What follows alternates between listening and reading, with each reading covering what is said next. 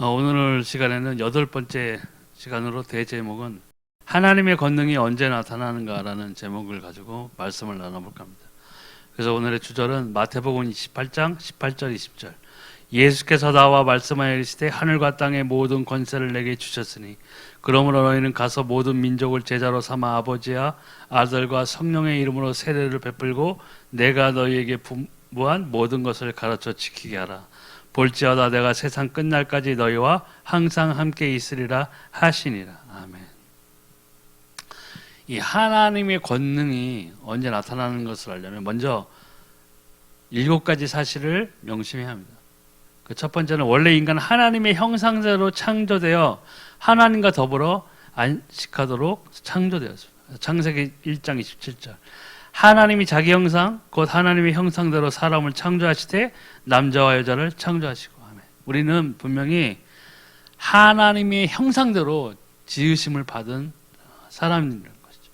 근데 이 하나님의 형상대로 지으심을 받은 우리들이 이 에덴 동산에서 원래는 하나님과 함께 동행하는 그 삶 가운데서 완전한 그 행복을 누리는 삶이었는데 마귀 때문에 그 형상이 어두워지고 그 영이 죽은 상태에 이르게 되었습니다.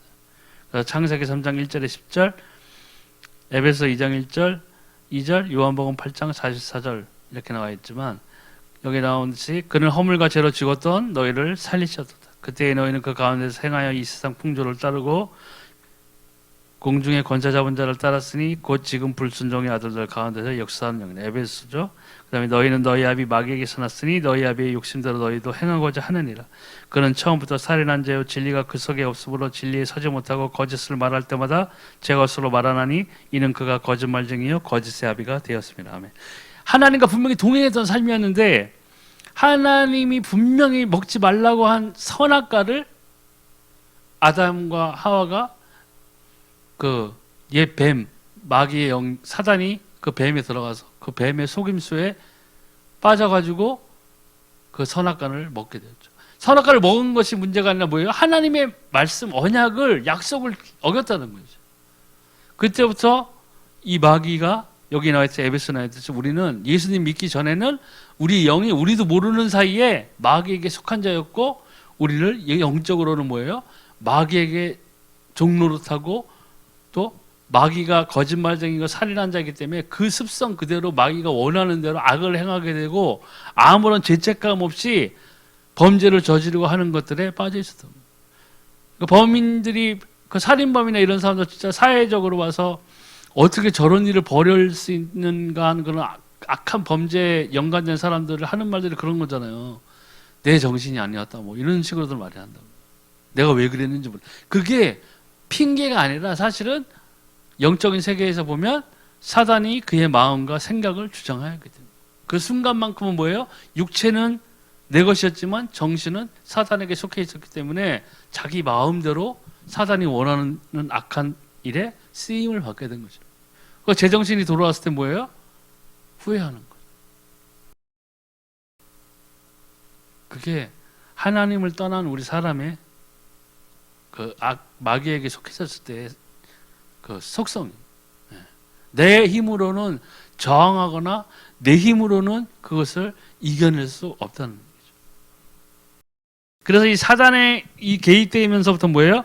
그때부터 실패, 죽음, 고통이 쉼없이 우리 인생에 들어오게 된 것입니다. 그래서 창세기 3장 11절과 20절이 이 하나님이 선악과를 먹고 하나님의 언약을 어긴 사람들에게 이 아담과 하와에게 저주하신 것이죠. 아담은 남자는 평생 땀 흘려서 일해야 되고 또 땀 흘려서 일한다 해본즉 땅이 엉뚱한 엉겅퀴를 내고 소산을 제대로 얻지 못할 때도 있을 것이고 여인에게는 해산하는 고통을 크게 더할 것이라고 했어요. 이러한 것들이 뭐예요? 사단에게 속고 하나님을 떠난 상태에서 이것이 들어오게 되는 거예요.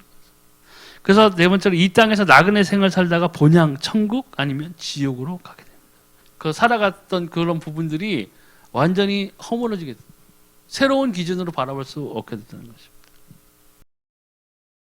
또 나의 뜻보다 온전하신 하나님의 뜻을 찾아야 됩니다. 주기도문에 나와 있죠. 우리는 근데 많은 부분에 있어서 하나님의 뜻을 구하기보다는 나의 것을 달라고 주문하고 있다는 것이죠. 그렇기 때문에 기도의 방향성이 처음에 틀려지기 때문에 응답이 오기 힘들다는 것이에요. 나의 뜻보다 온전하지 하나님의 뜻을 찾아야 돼요. 뜻이 하늘에서 이루어진 것처럼 땅에서도 이루어져요.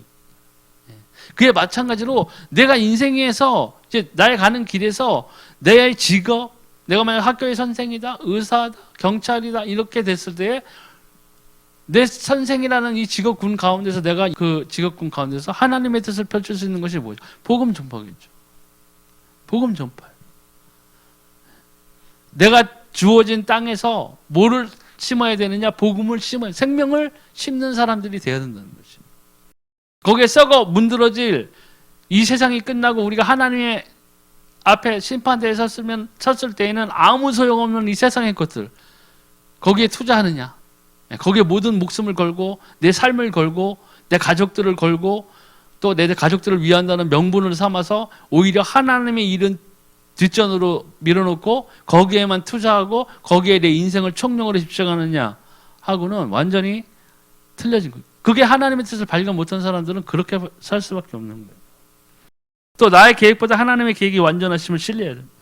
로마서 8장 28절 29절 우리가 알거니 하나님을 사랑하는 자 곧 그의 뜻대로 부르심을 입은 자들에게는 모든 것이 합력하여 선을 이루느니라.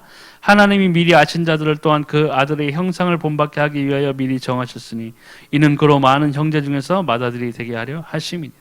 아멘. 하나님께서는 이미 태초에 우리들을 창조하시기 전부터 이 모든 것들을 통달하고 계시던 분이셨어요. 또 하나님의 성령이 하나님의 속사정을 넉넉히 아시는 것처럼 하나님의 우리가 믿는 자에게 하나님의 성령이 우리 안에 들어와 계신 것은 뭐예요? 우리의 생각을 뭐예요? 감찰하시는 거예요. 우리의 생각을 달아보시는 분이라. 그러므로 나가 갖고 있는 계획보다는 하나님께서 내 믿는 우리가 살아가고자 하는 내 인생에서의 앞으로의 계획을 누구보다도 하나님께서는 잘 설계해 놓으셨고 우리를 지도할 준비가 되셨다는 거예요. 근데 왜 우리 인생이 위태롭기도 하고 왜 또 이렇게 내 뜻대로 안 풀려나가고 힘든 것 같고 사막 같고 하나님께서 버려진 것 같이 여겨지느냐 뭐냐? 이유는 뭐냐? 우리가 하나님으로부터 멀어지기 때문에. 아브라함이 호기 있게 본토 아비집을 떠났어요. 하나님의 말씀대로 딱 떠나면서 희망에 차 있었겠죠.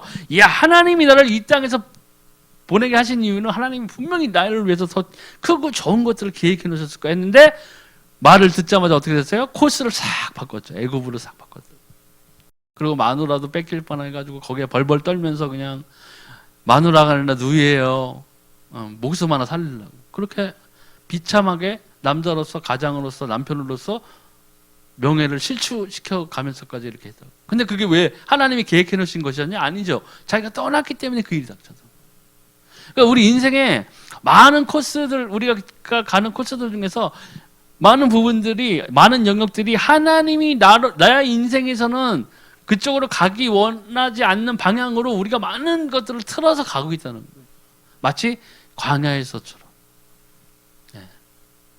그렇죠. 40일이면 걸어갈 수 있는 광야에서 40년 동안 거기서 헤매겠잖아요.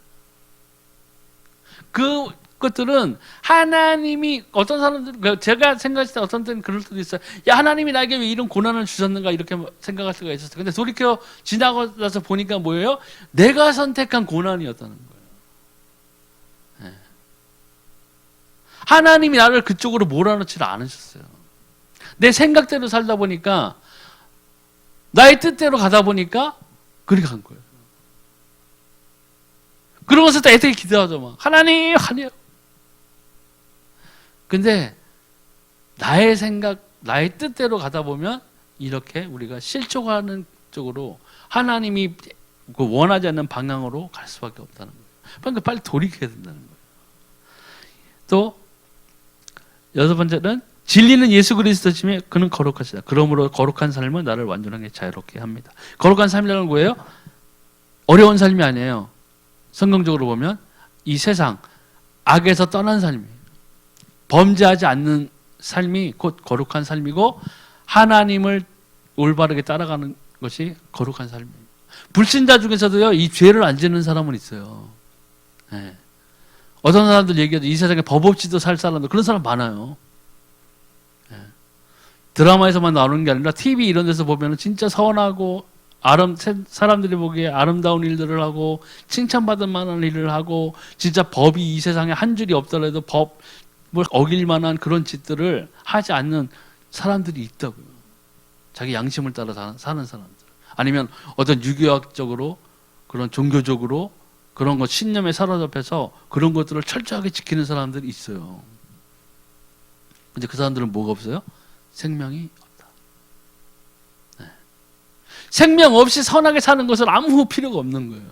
근데 우리는 크리스찬이기 때문에 하나님의 자녀이기 때문에 성령의 인도를 따라서 우리가 산다고 한다면은 이 범죄의 악에 접촉할 일이 없다는 거예요.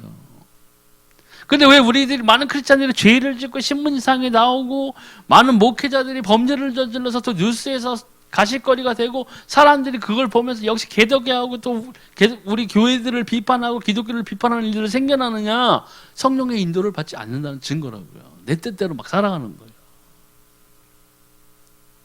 근데 요한계시록에 나와 있죠. 세마포가 뭐예요? 성도의 거룩한 행실이라. 그럼 뭐예요? 반대로 거룩한 삶을 살지 않는 성도들은 뭐예요? 세마포가 없어요. 세마포가 없다는 것은 달리 얘기하면 천국에 못 들어갈 수도 있다는 거예요. 네. 심각한 거예요.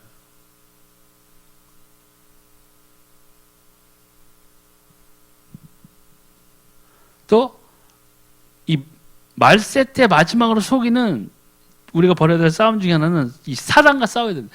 이것은 지금 우리가 살아가고 있는 시대에서 가장 맞는 말인 것 같아요. 지금 제가 봐도 우리는 사도행전과 요한계시록 사이를 살아가는 성도들의 시대였는데 이제는 요한계시록의 시대에 거의 진입하고 있어요.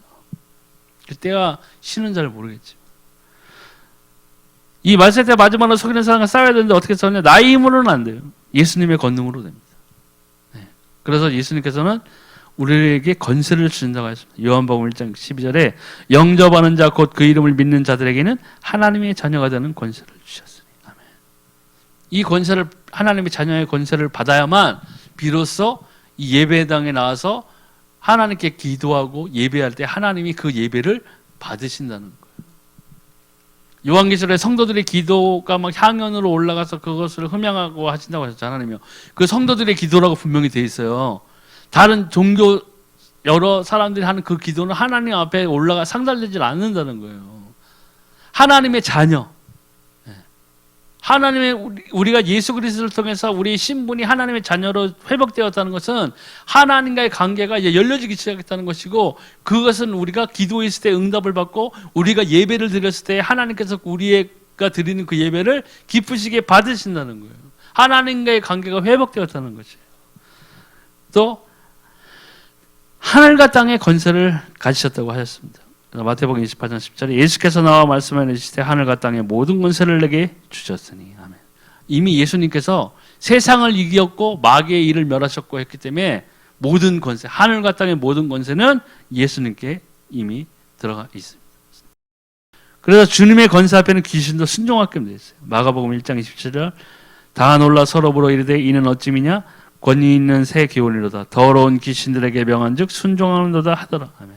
마귀의 일을 멸하신 예수님이시기 때문에 귀신도 예수 그리스도가 선포하실 때에는 순종하였어요. 마찬가지로 우리가 이 예수님께서 승천하시기 전에 그 약속대로 성령이 오직 성령이 너에게 임하시면 너희가 권능을 받고 예루살렘과 유다와 사마리아 땅끝까지로 내 증인이 되리라 하신 그 말씀처럼 우리에게 성령이 있고 우리가 하나님의 자녀로서 신분이 회복되었고 우리에게 주신 선물로서 성령이 우리와 함께하고 있다면은 우리가 기도하고 또 우리가 응답받고 우리가 예배생활하고 기도생활 하는 데 있어서는 세상에 나갈 때에는 아무런 두려움이 없어야 돼요. 우리를 막고자 하는 자는 단지 육신의 생명을 최대 생명을 뺏어갈 수 있고 우리가 위협을 줄 수 있고 우리에게 뭐 속박을 줄 수 있고 우리의 자유를 억압할 수도 있겠지만은 진정한 우리 안에 있는 생명은 건드리지 못한다는 거죠. 그러니까 예수 그리스도께서 오신 이후 마귀의 일을 멸하기 위해서. 요한복음 1장 3절 8절. 죄를 짓는 자는 마귀에게 속하나니 마귀는 처음부터 범죄함이라. 하나님의 아들이 나타나신 것은 마귀의 일을 멸하려 하심이라. 예. 마귀의 일을 분명히 멸하시는 왕의 직분을 수행하기 위해서 예수님께서는 오신 거예요. 또 여섯 번째, 기도응답의 권세도 주께 기도입니다. 요한복음 16장 24절. 지금까지는 너희가 내 이름으로 아무것도 구하지 아니하였으나 구하라. 그리하면 받으리니 너희 기쁨이 충만하리라. 이제는 우리가 그러면서 주 예수 그리스도 이름으로 기도할 때 우리는 기도 응답을 받을 수 있는 권세를 받았다는 것입니다. 이러한 것들이 있어서야만 이 말세에 우리를 속이는, 우리를 지옥으로 끌고 가려고 발악을 하고 있는 이 사단과의 전쟁에서 우리가 승리할 수 있다는 것입니다. 이를 하나님 아는 지식에서 벗어나고 지혜에서 어두워지면 결국은 이단에게 미혹당해지고 다른 데로, 다른 곳으로 빠져나갈 수밖에 없어요. 정직한 길, 하나님께 이르는 이 길에서 벗어날 수밖에 없다는 것이죠. 근데 벗어나게 되면 큰 문제는 뭐예요? 영적인 타락이 오게 되고 결국에는 내 영혼이 이 육신의 장막을 벗었을 때에 하나님의 나라에 이르지 못하는 그러한 일들이 벌어질 수도 있다는 얘기입니다. 너무나 무서운 얘기죠. 그래서 이 세상과 더불어 싸워야 합니다. 이 더불어 싸워야 되는 것은 뭐냐? 성령의 인도를 받아야만 가능한 겁니다. 요한복음 14장 16, 보혜사 성령이 영원토록 우리와 함께 하십니다. 내가 아버지께 구하겠으니 그가 또 다른 보혜사를 너에게 주셔서 영원토록 너희와 함께 있게 하리니. 보혜사 성령 뭐예요? 우리를 도우시는 분이라는 거예요. 그러니까 하나님의 도우심 없이 내가 뭐 성령을 받았다고 했는데 내가 이 성령의 도우심 없이 기도하지 않고 거예요. 이기는 것 듯이 보이지만, 성공하는 듯이 보이지만 그 끝은 뭐예요? 성공이 아니고 실패. 하나님과 멀어지는 거예요. 또 요한복음 14장 26절 27절 모든 것을 생각나게 하신다고 하셨습니다. 보혜사 곧 아버지께서 내 이름으로 보내실 성령, 그가 너희에게 모든 것을 가르치고 내가 너희에게 말한 모든 것을 생각나게 하리라. 평안을 너희에게 끼치노니 곧 나의 평안을 너희에게 주노라. 내가 너희에게 주는 것은 세상이 주는 것과 같지 않으니 너희는 마음에 근심하지도 말고 두려워하지도 말라. 아멘. 모든 걸 생각나게 해서 이게 뭐예요? 제가 그 신앙생활 할 때 성경을 처음 읽게 됐는데 너무나 어렵죠. 하는데 내가 진정으로 성령님을 모셔드리고 성령님이 내 안에 거하시고 한 다음에 성경을 읽을 때와 그 전에 읽었을 때는 하늘과 땅 차이로 틀리게 나왔어요. 정말 이해하지 못했던 그런 구절들이 읽는 가운데에서 성령님이 나를 내 마음에서 깨닫게 해주셨어요. 풀이를 해주셨어요. 심지어 막 버스 안에서 스크린 나와서 낮에 읽었던 구절을 풀이해 주시기까지 하셨어요. 건물을 크게 저어가지고 사람들을 모아서 하는 그런 거창한 그런 것이 아니라 내 삶에서 내 주변에 있는 사람들에게 예수가 그리스도라는 것을 전해주는 것이죠. 왜요? 우리가 권능을 받았고 우리가 증인이 되어야 하는 우리가 증인들이기 때문에 믿지 않았을 때의 그 삶과 믿은 후의 그 삶의 감격, 기쁨, 아 그렇구나, 정말 하나님 살아계셨구나, 정말 주 예수가 그리스도 되셨구나, 야 내가 이 그리스도로 인해서 내게 생명이 임하였구나, 이것을 전해줘요. 내가 전하는 사람이 뭐 철학 박사건 의사건 뭐 상관없어요. 세상의 지식이 넘치는 사람이건 그 세상의 지식이 너무 없어서 무식한 사람이건 직업이 좋은 사람이건 직업이 천한 사람이건 아무 상관없이 그 사람들의 생명에게는 없는 생명을 우리는 전해줘야 될 의무가 있는 거예요. 왜요? 우리가 먼저 받은 자이기 때문에, 우리가 증인이기 때문에. 그래서 이 하나님의 권능이 언제부터 시작되는가? 하나님의 자녀가 되어 원죄가 해결되었을 때부터 이미 축복은 시작되었어요. 영접하는 자 곧 그 이름을 믿는 자에게는 하나님의 자녀가 되는 권세를 주셨으니 아멘. 뭐 미국 시민권 이런 거 받으려고 사람들 난리 나. 뭐 멕시코 이런 데 보세요. 뭐 불법 이민해가지고 미국으로 가려고 막 그냥 장벽을 그렇게 세워놨는데도 땅굴 파고 들어가고 돈 주고 막 이렇게 타고 들어가 엄청나게 막 넘어가고 있어요 지금. 예전부터 그랬지만. 근데 하물며 우리는 하나님의 이 영접했을 때 예수 그리스도의 이름을 믿었을 때 이미 하나님의 자녀가 되는 권세를 우리에게 주셨어요. 축복은 시작된 거예요. 근데 그 축복을 누리느냐 안 누리느냐는 전적으로 그 다음부터는 뭐예요? 내가 찾아 먹어야 될 일들이에요. 영접 한번 딱 하고 아멘 하고 됐습니다 하고 교회도 안 나와. 예배도 안 드려. 세상으로 나가. 나 하나님이 나 얼마나 사랑하는데. 그러고 막 방황해요. 그런 사람들을 많이 봤어요. 그런 사람들은 심각하게 고민해 봐야 돼. 그 한마디의 말로 어떠한 심정으로 그때 그 당시에 영접을 했는지 모르겠지만 영접을 한 자라면, 예수님을 만난 자라면 당연히 예배드리고 기도하고 할 수밖에 없어요.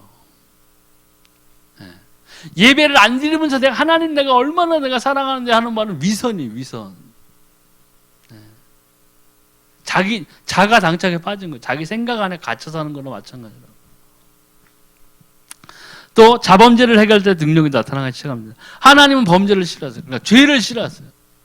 구약에도 여러 번 하나님께서 말씀하셔서 야 너희 죄 지어가지고 가져오는 11조도 가져오지 말고 뭐 가져오지 마. 니네 맨날 종들은 타박하고 과부들은 돌받지도 않고 고아들은 내팽개치 놓고서는 니네들이 무슨 예물을 나한테 가져와 나 받지도 않아. 그리고 너네가 무슨 말을 해도 나는 너희를 기도를 듣지 않을 거야 라고 말씀하셨어요.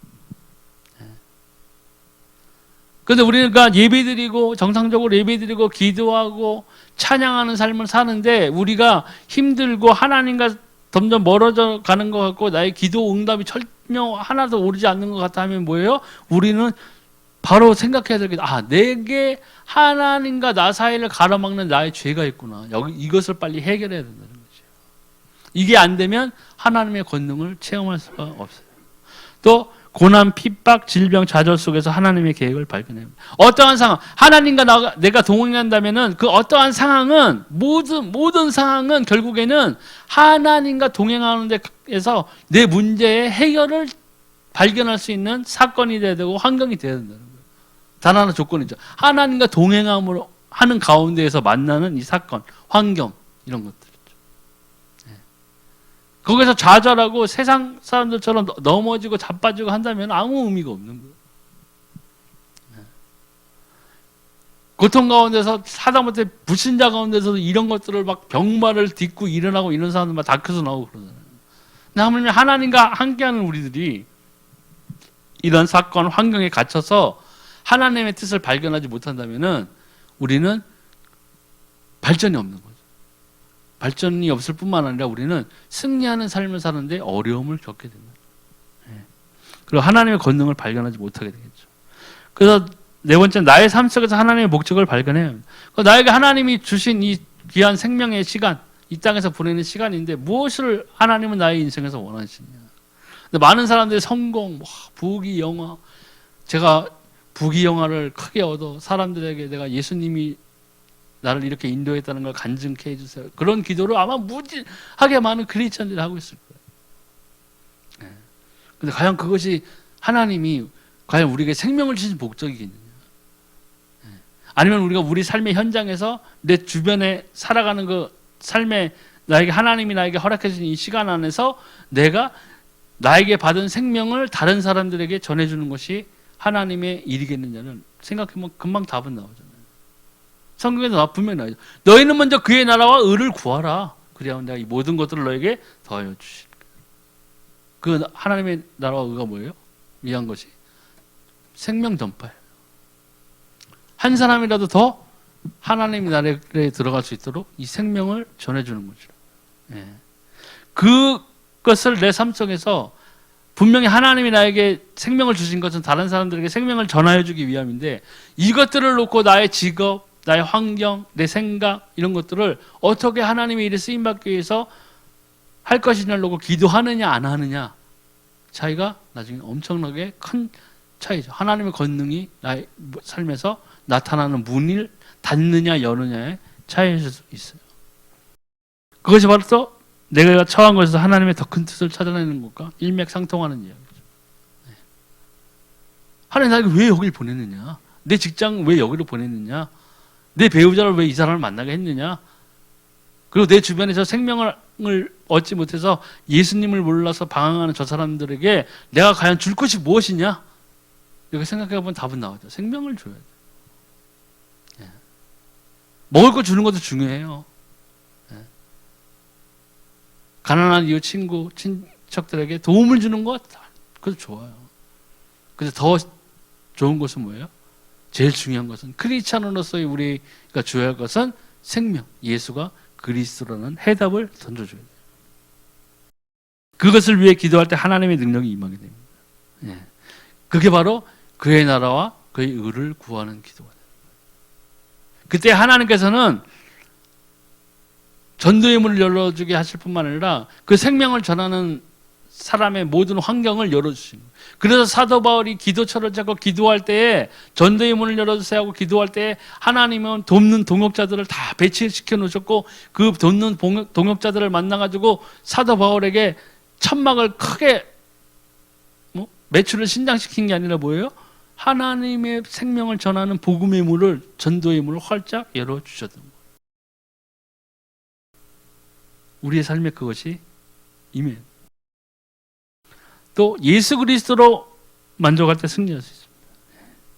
그러니까 크리스찬의 삶, 그다음 우리가 정말 예수를 만났다는 우리 크리스찬이라고 한다면은 다른 걸 아무것도 없이 딱 정말 내가 죄인 되었을 때, 불신자의 삶이었을 때를 딱 유추해보고 반추해보고 근데 내 삶의 이 시점에서 주 예수 그리스도를 내가 만났구나. 그 사실만으로도 감격해야 돼요. 그것만으로도 감사해야 돼요. 그 이상의 기쁨이 없어야 돼요. 사실 너무 감격해야 돼요. 영원한 지옥에 떨어질 수밖에 없었는데 예수님 믿는 사람들은 조롱하고 광신도라고 욕하고 막 산에 기도 올라가가지고 열심히 예수님한테 기도하는 사람한테 주여 하면 니 왜 불러 그러고 야유하고 조롱하고 했었는데 그때 그냥 하나님이 번갯불을 나에게 쳐가지고 나를 그냥 즉시로 데려갔어도 내가 할 말이 없었을 텐데 하나님께서는 나에게 오래 참으시고 나에게 내가 항상 방어망으로 했던 누나들이, 사촌 누나들이 예수님 믿으라고 했을 때 방어망으로 했어. 예수 한 번만 보면 내가 믿겠다 꿈에서. 그걸 하나님은 기억하시고 그대로 휴거의 때를, 마지막 때를 나에게 꿈으로 보내주셨고, 그리고 후에 교회에 나와서 신앙생활 하면서 1년 반 그 믿지 아니하던 기간에도 교회에 나왔지만 그 가운데서 하나님 또 오래 참으시고 적당한 때에 하나님이 나를 만나 주셨어요. 그때서야 비로소 예수가 그리스도죠. 정말 이분만이 나에게 참 생명을 줄 수 있는 분이구나. 그 감격, 그 기쁨, 그게 있어요. 성경에 그것을 잘 표현했던 사람이 누구예요? 욥이에요. 사단마저도 와서 막 부채질했잖아요. 참소했잖아요. 하나님 앞에서. 야, 너 동방에 욥 봤니? 야, 쟤처럼 나를 따르고 그렇게 신실한 사람이 없어. 사단이 막 격동시켰죠. 하나님 다 줬잖아요. 뭐 돈 주고 자식 주고 뭐 다 줬는데 저렇게 바꾸듯이 안 하는 놈이 어디 있어요? 딱 이렇게. 그래? 그럼 너 욥 생명을만 건드리지 말고 네 할 수 있는 거 다 해봐. 생명은 안 돼? 오케이. 그냥 자식 주고 양 주고 뭐 자신의 재산 양 뭐 전부 싹 다 죽었어. 네. 그리고 거기서 막 친구들은 와서 위로해 주는 게 아니라 조롱해 줘. 너 죄 졌잖아. 살 생각해봐. 네가 죄진 게 없는데 하나님 이렇게 했겠니? 계속 벽돌로 막 기아장으로 막 몸에 헌데 다 긁으면서 마누라는 또 더 위로해 주는 게 아니라 야 차라리 하나님을 저주하고 너도 죽어버려 차라리. 이런 상황에서도 욥은 뭐예요? 하나님을 원망하지 않았어요. 하나님을 원망하지 않았다는 것은 뭐예요? 욥은 그만큼 하나님을 신뢰했다는 거예요. 욥은 하나님을 만난 자라는 거예요. 그런데 그 어려운 가운데에서도 욥은 하나님을 부인하지 않았던 거예요. 제가 크리스찬으로서 할 수 있는 하나님 앞에 최대 내 믿음을 보여드린다 뭐 이런 것이라면 나는 내 환경이 어떻건 내 주변이 어떻건 내 삶의 모습이 어떻건 상관없이요. 딱 하나 말할 수 있는 것은 무엇이냐? 주 예수는 그리스도죠. 그분만이 생명이세요. 부인할 수가 없어요. 제가 방황하던 때가 있었다고 그랬잖아요. 예배도 안 드리고 1년인가 1년 반 동안 막 그래서 예배의 모양을 지키려고 또 동호회 활동하면서 막 토요일 날 저기 어디 지방 가가지고 신나게 먹고 마시고 하다가 일요일 날 아침 새벽 되면은 나 교회 가야 돼요. 그러고 일찍 막 나서 막 차 타고 왔었어요. 근데 예배는 안 드렸거든 내가. 그래서도 뭐 성경에 그런 구절이 거짓으로나 진실로나 퍼지는 것은 그리스도니 뭐 이런 구절이 있었다고. 그래서 내가 그렇지. 내가 예배는 안 드려도 그래도 다 크리스천으로 알고 있는데 그거 지켜야지. 뭐 이러면서 했었는데 내 스스로도 막 그런 이상한 행동을 했었다고. 그런데도 딱 하나 부인할 수 없어요. 하나님 살아계세요. 주 예수가 그리스도 되셨어요. 그리스도 되심으로 창세의 그 언약대로 나에게 생명이 임해. 이것은 부인할 수가 없는 거예요. 이게 있어야 돼요. 그렇잖아. 욥이 그랬어요. 욥이 나중에 그 후에 더 창대해지고 거부가 돼야 돼. 그건 나중에 일이고. 그거는 사실 제가 봤을 때 크게 중요한 일도 아니에요. 생명이 있었다. 하나님과 동행했어. 하나님을 신뢰한 사람이었어. 네. 그렇잖아요. 얼마나 소중한지. 그것을 부인할 수 없어요. 그 신약시대의 그 초대교회에 있는 성도들 보세요. 스데반 집사 진실하고 뭐 집사 중에서도 가장 신실한 자였는데 그 돌 맞아 죽었잖아요. 돌 맞아 죽는 순간에도 하나님이 하늘을 열고 보여주셨죠. 야, 하나님의 보좌 옆에 예수 그리스도께서 서 계셨어요. 내가 인자가 하나님 보좌 우편에 있는 것을 보노라. 그랬더니 옆에서 돌 던지다 그걸 선포했으면 그래요? 우리도 한번 다시 생각해 봅시다. 이래야 되는데 더 세게 던진 거죠 막. 그런데도 그들은 부인하지 않았어요. 초대교회 많은 성도들, 사도들이 예수 그리스도를 선포하고 그 고통을 받으면서도 핍박을 받으면서 멸시, 조롱을 받으면서도 이 예수가 그리스도라는 것을 말하기를 그치지 아니하였다는 거예요. 왜요? 생명 받은 자이기 때문에. 선포하고 나서 그 사람들이 귀하게 되고 거부가 되고 그랬나요? 사도 바울이 갑자기 천막 특허를 내가지고 로마에까지 수출하고 전 세계 수출해가지고 거부가 됐나요? 아니. 우리는 자꾸 세상에 살기 때문에 그 거부가 되고 뭐가 되고 한 것을 그것만 생각하는 거예요. 나도 그렇게 하리라 하고 막 하나님을 섬기고 하는 사람들이 있어요. 근데 어떤 사람은 그런 얘기도 하더라고. 나는 하나님이 나에게 준 것은 헌금 많이 하는 거예요. 그럴 수도 있겠죠. 근데 그 사람은 그 헌금 많이 하는 걸로만으로 다 된 걸로 생각해요. 그건 아니에요. 하나님 돈이 부족하세요?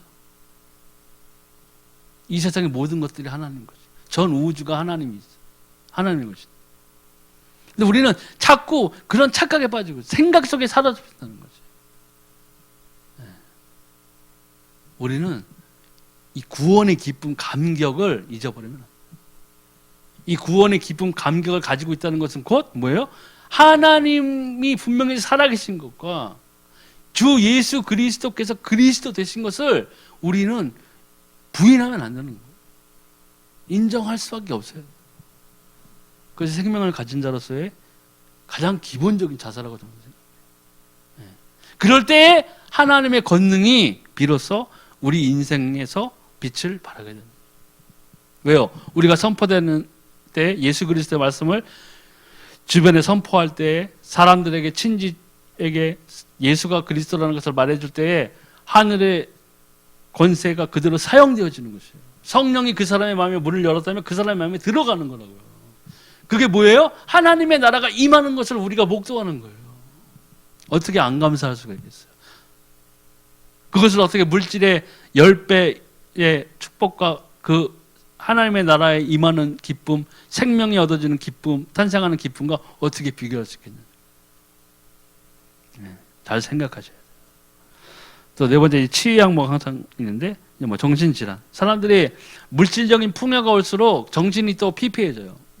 뭐 약물이라든가 마약 이런 것으로 인해서 또 하고 또 문명이 발달되어짐으로써 다른 여러 기계들 요새들 어린애들 유튜브 너무 과시청 게임기로 너무 오래 해가지고 사고력이 무너진다거나 집중력이 떨어진다거나 이런 여러 가지 작은 거지만은 정신적인 문제들 또 크게는 뭐 우울증, 조울증부터 해가지고 뭐 여러 가지 일들이 옛날에 막 미쳐 돌아서 뭐 날구잔다 그랬잖아요. 뭐 비만 오면 어떤 미친 사람들 막 지나가면 우리 때만 해도 뭐 아유 날구자라 나왔나 보다 이렇게 이런 식으로 그런 사람은 귀신에게 완전히 사로잡혀서 정신을 각 질환을 앓고 있는 사람도 있지만은 작은 것에서부터 문제가 있는 사람들이 있다는 것이에요. 근데 여기에 벌써 사도행전 16장 16절에 18절에 보니까 여기서도 점치는 귀신 그 여종 하나 이렇게 나오잖아요. 근데 결국에 해결책은 뭐였냐면 복음이었어요. 주 예수 그리스도가 선포되었어요. 예. 그러니까 정신 질환을 앓고 있는 사람들 약을 먹으면 정신 몽롱해지고 이제 그냥 말썽은 못 부리게 몸은 얌전히 있게끔 그냥 반 바보 상태로 있게 만들고 하거든요. 근데 그런 사람들에게 우리가 필요한 것은 이 예수 그리스도의 복음이라는 거죠. 실질적으로 빠져나가게 하시는 게 그 길이. 우리 아이들 자녀들이 뭐 그런 뭐 불안 증세 뭐 게임 과다로 인해서 오는 여러 가지 뭐 일들 뭐 이런 것에서 보면 진정한 해결책 어떤 방송 보니까 그런 게 뭐 우리 아이가 달라졌어요 뭐 이런 거 있더라고요. 엄마를 발로 차고 막 그런 애도 있더라고요. 네, 때리고 막 욕하고 하면서 그걸 뭐 심리학자 뭐 아동 정신 그 뭐 하는 박사가 나와서 조언을 해주고 솔루션을 내 가지고 뭐 이렇게 치유하는 그런 과정인데 물론 그런 것도 중요하지만 뭐가 필요하냐 그 아이들이 왜 그러느냐 결국에는 뭐예요? 진심으로 그 문제점을 파고들다 보면 예수를 몰라 그래요. 예. 우리의 심약한 것 정신적인 그 문제들을 가장 해결할 수 있는 분은 뭐예요? 그리스도의 복음이라고. 생명이 있어야 돼요. 해결되어져야 돼요. 예.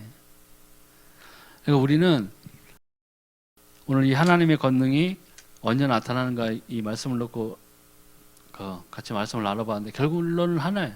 우리가 이 믿음을 가진 자로서 우리가 생명을 가진 자라면 우리는 이 생명을 가진 자로서 마땅한 행동을 해야 된다.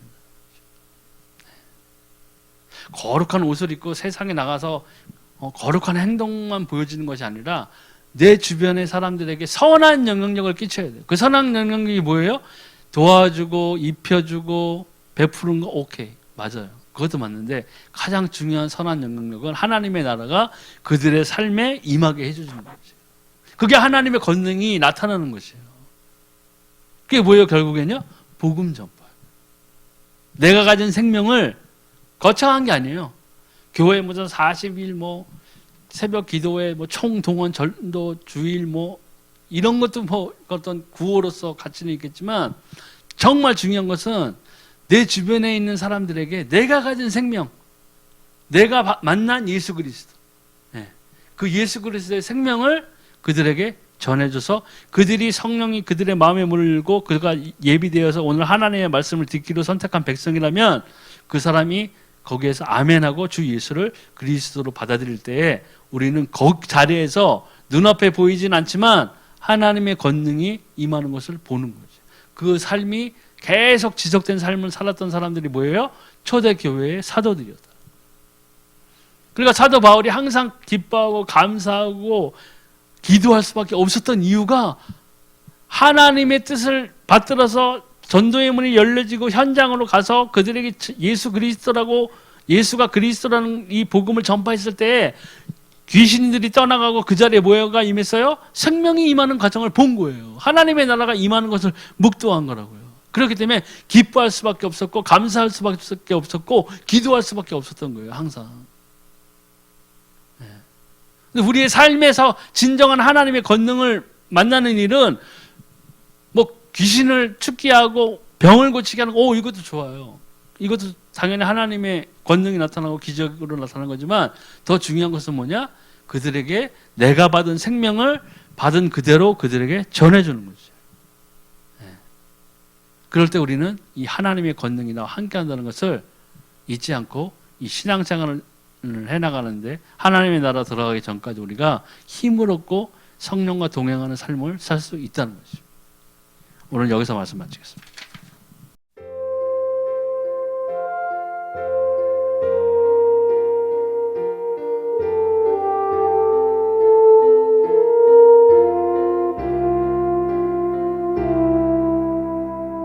내 안에 계신 나의 성령님 나를 인도하시는 주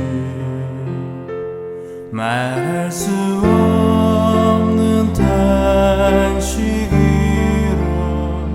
날 위해 기도하시는 주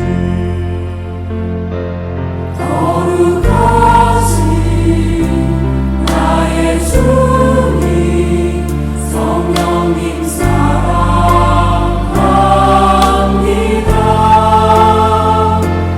거룩하신 나의 주님 성령님 사랑합니다.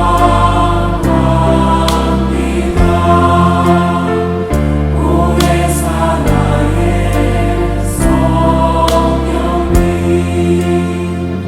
오래 사나의 성령님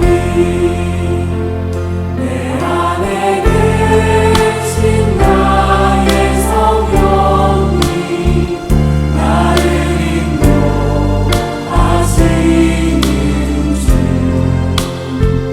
말할 수 없는 탄식으로 날 위해 기도하시는 주 거룩하신 나의 주님 성령님 사랑합니다. 거룩하신 나의 주님 성령님 사랑합니다.